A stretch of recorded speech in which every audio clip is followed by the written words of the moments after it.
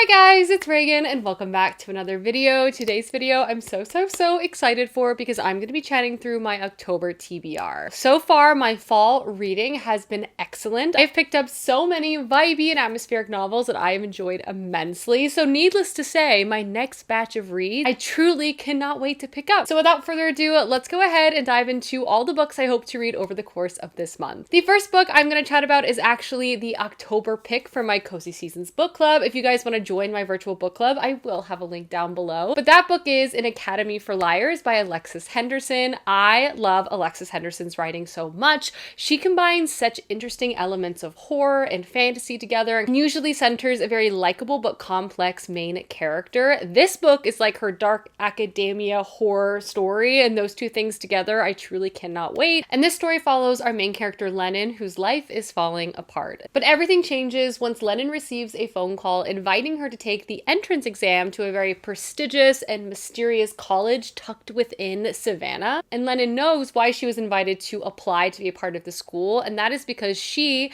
and everyone else who's a part of this academy has like mind control abilities. From there, we watch Lennon as she enrolls as a student here and begins to grapple with her desires for like mind control power, and also gets wrapped up with a dark and mysterious figure named Dante.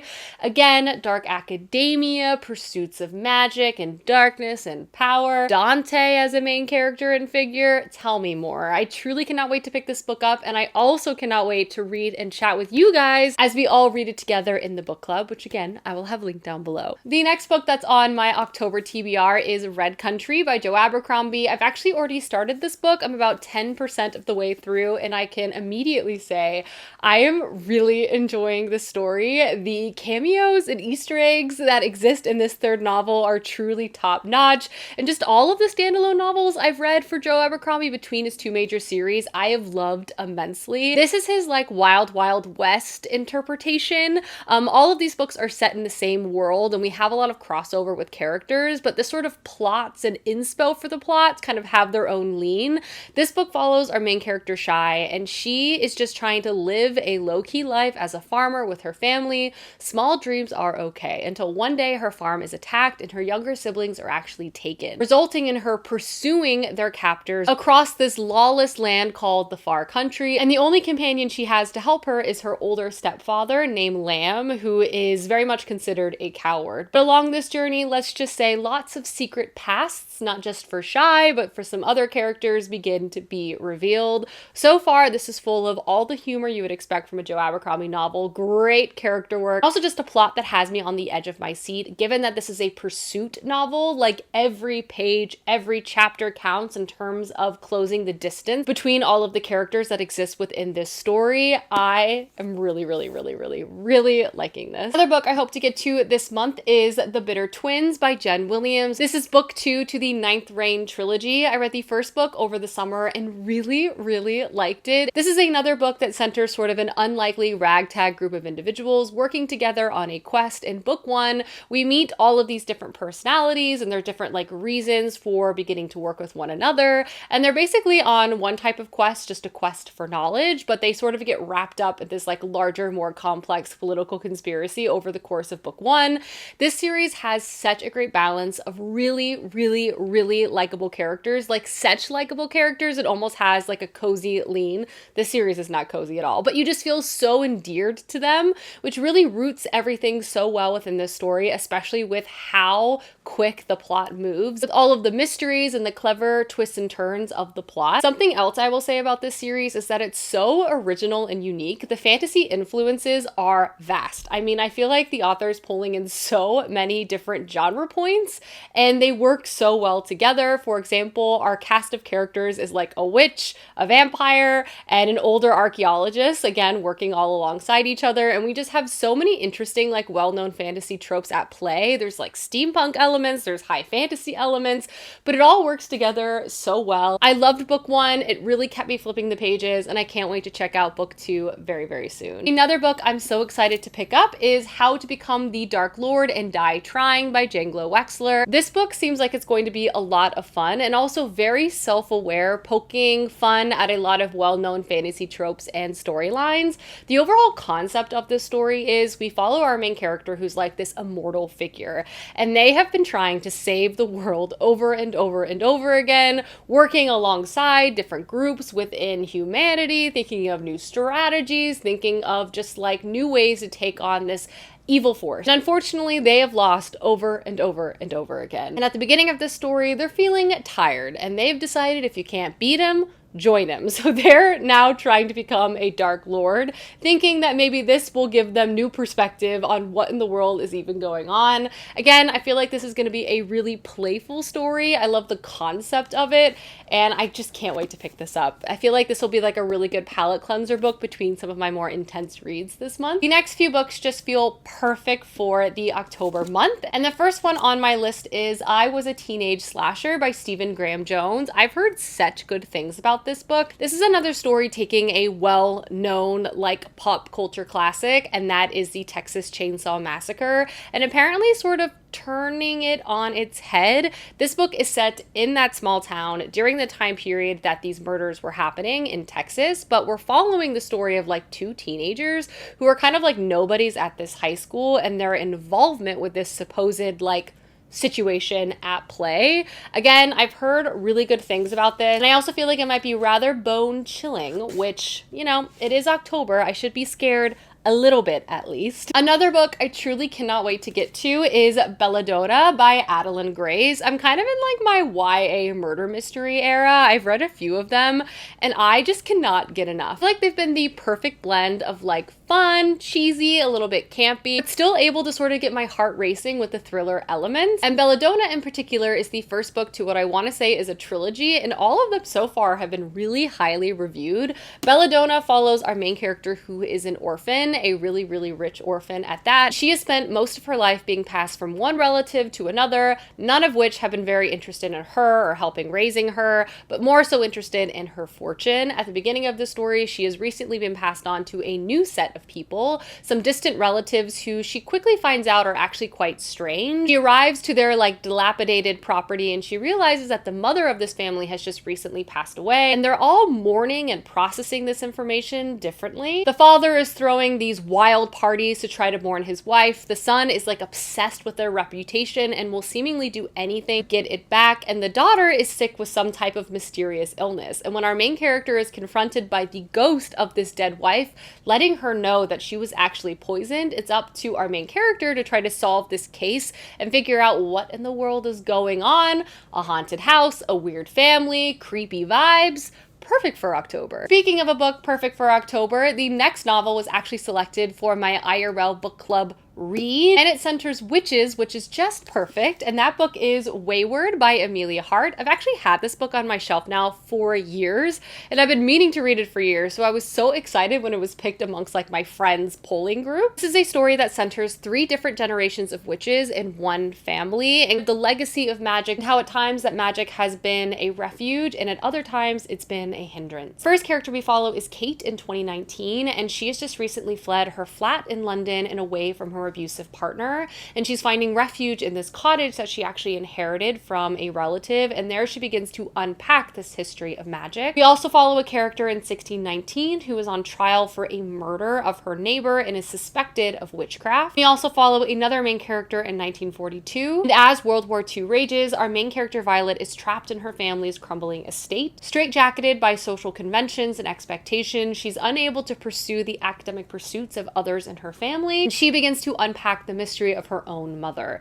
Again, all of these stories seemingly weave in and out of each other and begin to sort of connect through time. I'm super curious about this one. It's been on my TBR for a very long time, so I'm thrilled to finally be able to get to it. 2 additional books that are not only perfect for October, but are also books I've been meaning to get to now for a while. The first is The Book That Broke the World by Mark Lawrence. This is the sequel to The Book That Wouldn't Burn. It centers this expansive, incredible magical library that is so unbelievably vibey and immersive. Truly one of my favorite magical library settings I've read in fantasy, and that's saying something because I've read a lot of them because I love it as like a concept within books. This is a story that that follows our two main characters. He first has grown up in this area called the Dust, which is a very dangerous, unpredictable land. And at the beginning of this book, her and her people are fleeing, and she finds herself in this big city, and she takes on an occupation as a librarian's assistant, and she begins working her way up in this magical library. The other main character we follow is a young man who has grown up within the library itself, trapped in a chamber with his siblings, and they all kind of have unusual powers.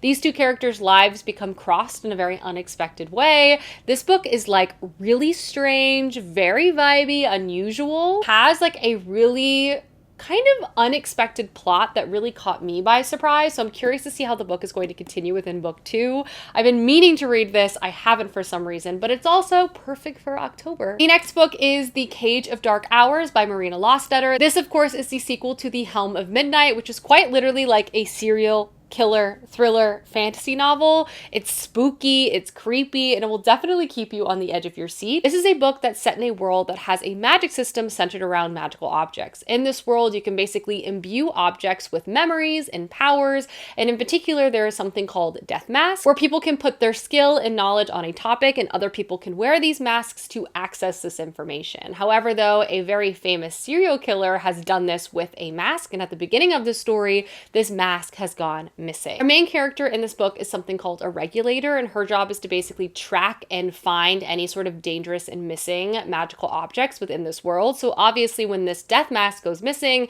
it's her job to sort of solve this case. And when his murders begin to haunt the street once again, the conspiracy really begins to balloon. I loved book 1. It was really bone chilling, and I feel like book 2 is going to be excellent as well. Next up is a new sci-fi release I truly cannot wait to get to, and that is The Mercy of Gods by James S.A. Corey. I've officially completed the Expanse series by this set of authors, so I'm ready to move on to their brand new series, with the first book having just come out in the month of August. So I would say I kind of timed it perfectly. This is the first book to a new sci-fi epic by this author duo. Essentially, we're introduced to this planet called the Anjin, and humanity has moved to this planet, and the history of humanity has sort of been lost, but they've been living on this planet now for many, many, many generations. However, though, there is this faraway empire called the Karek, which is this sort of hive mind, very colonially interested empire. They've basically been destroying and taking over planets across the entire galaxy. However, though, at the beginning of this book, they're quite spooked because there's this apparent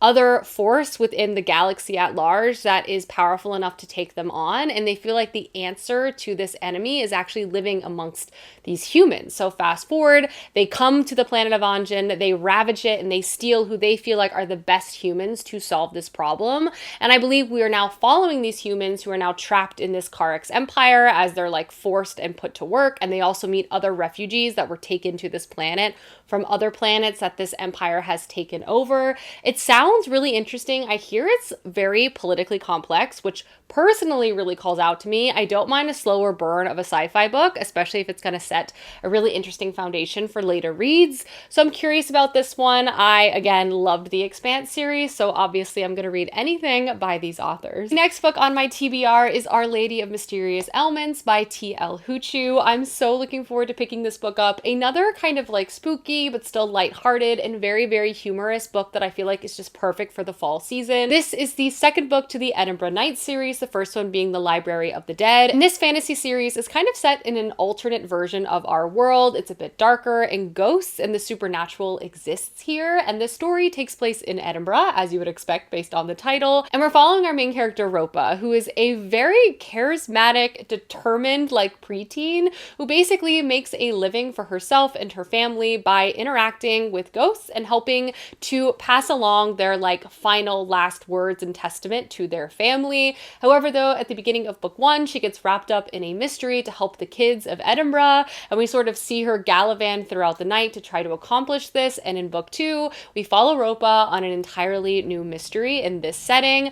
I love this series a lot because I just feel like it has a really fun combination of things. This haunted Edinburgh setting is just perfect. It provides the perfect backdrop and ambiance to this type of story. I enjoyed it immensely. Ropa as a main character roots this story so well. She is just a character you're gonna fall in love with immediately. Her humor and tenacity are just truly unmatched. And honestly, I really enjoy kind of an adventure of the week series. I think they can just be so entertaining, especially if you like the characters and the overall setup. And I just feel like this is perfect. So I want to read book 2. And the very last book on my October TBR is The Book Eaters by Sun Yi Dean. It's actually a book I picked up last fall season and just didn't quite get to it. So obviously I had it included on a TBR this time around. And this honestly sounds like the perfect combination of strange and endearing that just immediately piqued my interest. The synopsis of the story goes, out in the Yorkshire moors lives a secret line of people who survive off of eating books. For them, a spy novel has a peppery, spicy taste. A romantic novel is sweet and delicious. If they eat a map, they're able to remember various destinations. And as a punishment, kids are made to eat the dry, dusty pages of dictionaries. Introduced to our main character, Devon, who is part of a very old and illustrious family of book eaters. In this family, all the boys were raised with eating great tales of valor and adventure, whereas the women were raised eating fairy tales and cautionary stories. However, though, something shifts for our main character, Devon, after her son is born, and he becomes hungrier for something more than stories, the human mind. It is said The Book Eaters is a darkly sweet pastry of a book about family, betrayal, and the lengths we will go for the ones we love. I love a clever new type of fairy tale. I feel like this is going to have a really unique blend of things, and it honestly just feels like something I would really enjoy, so I truly cannot wait to pick it up. Alrighty guys, that is my October TBR. Please let me know down below some books you hope to get to this month, as I would love to know, and I will see you guys soon with another video soon. Goodbye!